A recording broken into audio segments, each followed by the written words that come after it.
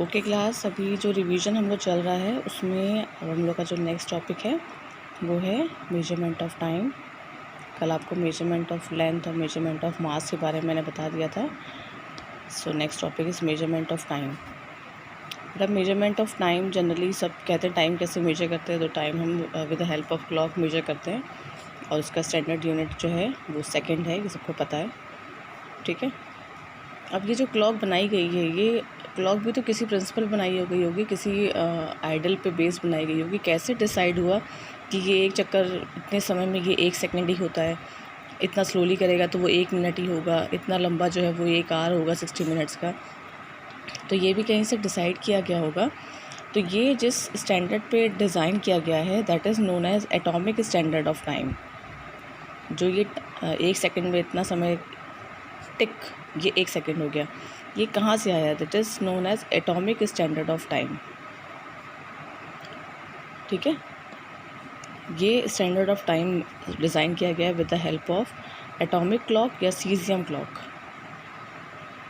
Atomic clock क्योंकि atom की बात कर रहे हैं तो एटॉमिक क्लॉक कर सकते हैं, और सीजियम हमने लिया है, सीजियम एटम लिया है, इसलिए हम यहाँ पे इसको सीजियम क्लॉक भी कह सकते हैं। ठीक है, इसके जितने आपके वाइब्रेशंस होते हैं, जितने इसके वाइब्रेशंस वो करता है, रेडिएशन करता है, उतना ही टाइम हम 1 सेकंड को देते हैं। ठीक है, अब कितने वो वाइब्रेशंस हैं इसके वाइब्रेशन मैंने पहले ही बताया था, 9192631770। ठीक है, सीजियम क्लॉक जितना टाइम इतने वाइब्रेशंस बिकॉज ऑफ रेडिएशन, इतना वाइब्रेशन करने में जितना टाइम लगता है उसी को 1 सेकेंड का टाइम दिया गया है। सीजियम एटम की बात कर रहे हैं, सीजियम 133 एटम की बात कर रहे हैं। ठीक है, इसके इतने वाइब्रेशंस के इक्वल हमने उसको 1 सेकेंड का टाइम दिया गया है।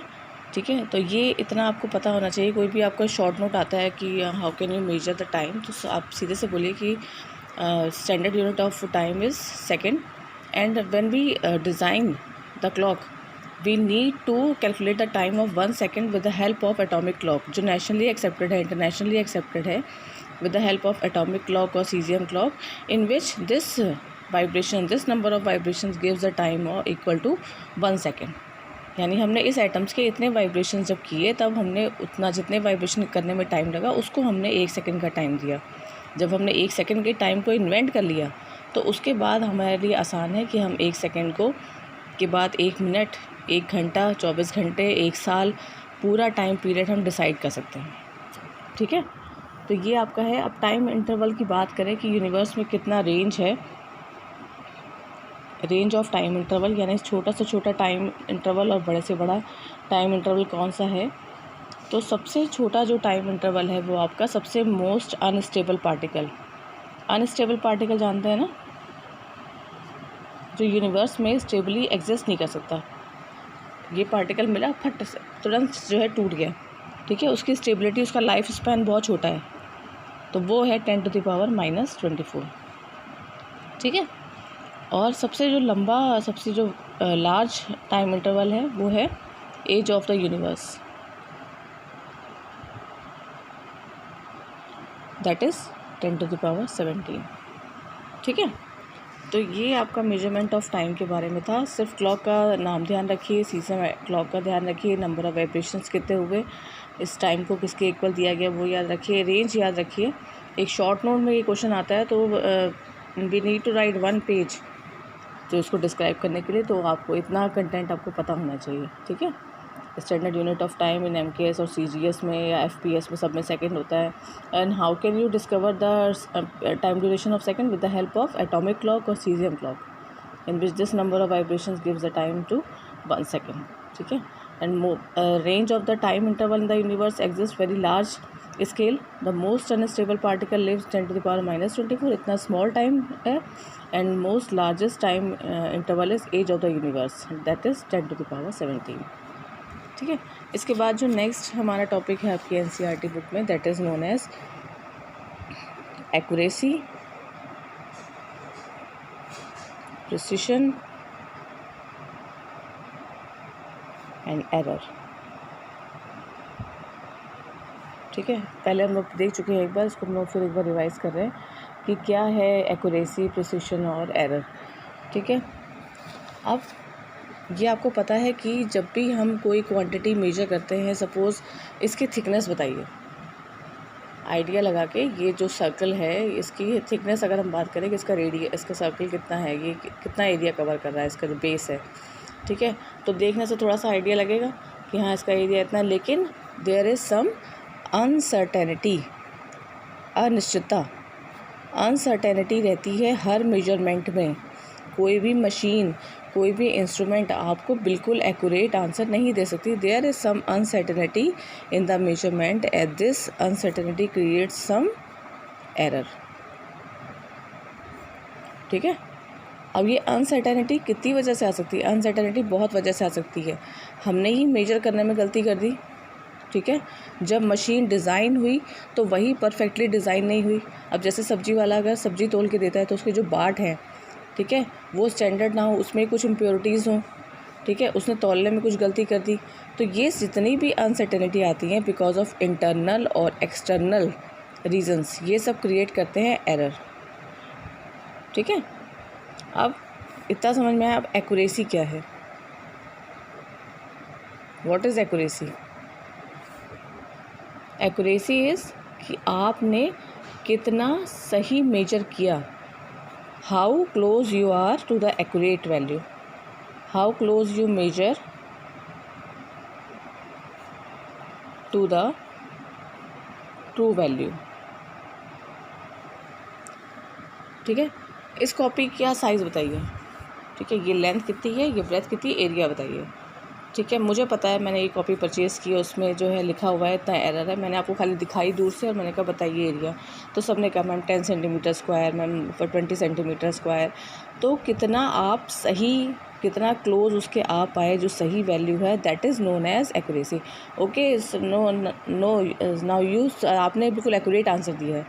एक्यूरेट का मतलब आप कितना क्लोजली हैं अपनी ट्रू वैल्यू के, that is known as accuracy, ठीक है। उसके बाद एरर समझ में आया? जितनी भी अनसर्टेनिटी आती है मेजरमेंट में बिकॉज ऑफ इंटरनल और external reasons, that is known as error. Error अभी हम लोग डिटेल में पढ़ेंगे, अभी खाली मैं एरर को बता रही हूँ क्या है। जितनी भी अनसर्टेनिटी आती है that is known as error, और जितना आप ट्रू वैल्यू के, जो उसकी सही वैल्यू है, उसके जितना पास आप आंसर दे पाते हैं, that is known as accuracy. And second is precision. अच्छा, अब इसमें थोड़ा सा बहुत ध्यान से देखने वाली बात है। एक एग्जांपल के थ्रू आपको बताएं। सपोज़ एक लेंथ है, कोई भी ऑब्जेक्ट जिसकी लेंथ 3.678 है, ठीक है।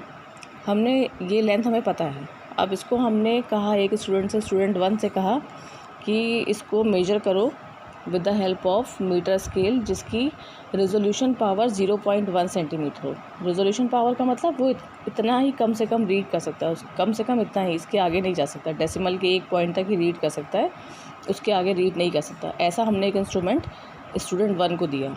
तो वो जब इसकी लेंथ मेजर करेगा तो वो मुझे क्या आंसर बताएगा? 3.5। उसने मुझे बताया कि मैम लेंथ 3.5 आ रही है। उसको मैंने ऐसा स्केल दिया जो कम से कम 0.1 सेंटीमीटर ही रीड कर सकता था। इसी तरह से मैंने दूसरे बच्चे को दिया, मैंने कहा तुम ले लो, तुम बताओ इसकी लेंथ क्या है। उसकी रेजोल्यूशन पावर थी 0.01 सेंटीमीटर, यानी उसका स्केल डेसिमल के 2 पॉइंट तक रीड कर सकता था। तो उसने मुझे लेंथ बताई कि 3.38, ठीक है।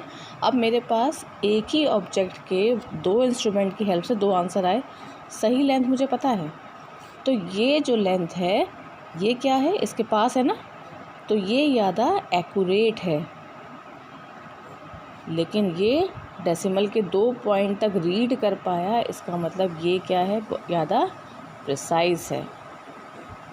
प्रिसाइसली मतलब कितना मिनिमल रेंज तक आप जा पाए, कितना छोटी रेंज तक आप जा पाए, दैट इज़ प्रिसाइज, ठीक है। और कितना एक्यूरेट, अब इन दोनों में ज़्यादा एक्यूरेट कौन है, इसके पास ज़्यादा कौन है, ये है ना।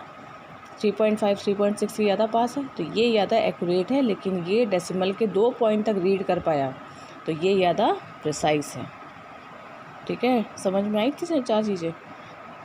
First is uncertainty in the measurement. In every measurement there is some uncertainty because of internal or external reasons. These uncertainty known as error. ठीक है। And accuracy, when you measure some value then how close you measure the value to the true value. जितनी true value के accurate आप आ पाते हैं that is your accuracy, ठीक है। प्रिसिशन का मतलब कि कितना छोटे से छोटी डिटेल भी आप देख पाते हैं। अब यहाँ पे इन्होंने डेसिमल के 2 पॉइंट तक रीड कर लिया क्योंकि इनके पास इंस्ट्रूमेंट ही इतना प्रिसाइज रीड करने वाला था, तो ये क्या हो गया, ज़्यादा प्रिसाइज हो गया, बट एक्यूरेट नहीं है। एक्यूरेट ये ज़्यादा है क्योंकि ये डेसिमल ये इसके ज़्यादा पास रीडिंग दे पा रहा है, ठीक है। तो यहाँ पे बेटा मेजरमेंट ऑफ टाइम, ये तो बहुत आसान छोटा टॉपिक था, और यहाँ पे एक्यूरेसी, प्रिसिशन और एरर, इतना समझ में आया होगा। ज़्यादा हम इसलिए नहीं बताते हैं आपको कि आप लोग कंफ्यूज ना हो जाए, ठीक है। इसके बाद जो नेक्स्ट टॉपिक है वो है हमारा टाइप्स ऑफ एरर, ठीक है। अब एरर समझ में आ गया, जो भी अनसर्टेनिटी है किसी भी मेजरमेंट में वो कहलाती है आपकी एरर, ठीक है। अब एरर भी कई तरह के हैं।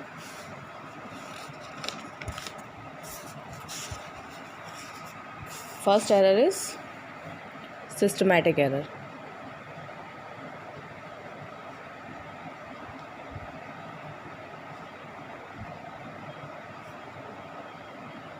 सिस्टमैटिक एरर जैसे कि इसके नाम से क्लियर है, सिस्टमैटिक मतलब एक सिस्टम से चलता है, एक प्रॉपर रूल से चलता है, ठीक है। तो सिस्टमैटिक एरर का मतलब कि जो आपका एरर इन वन डायरेक्शन हो, error that occurs in one direction.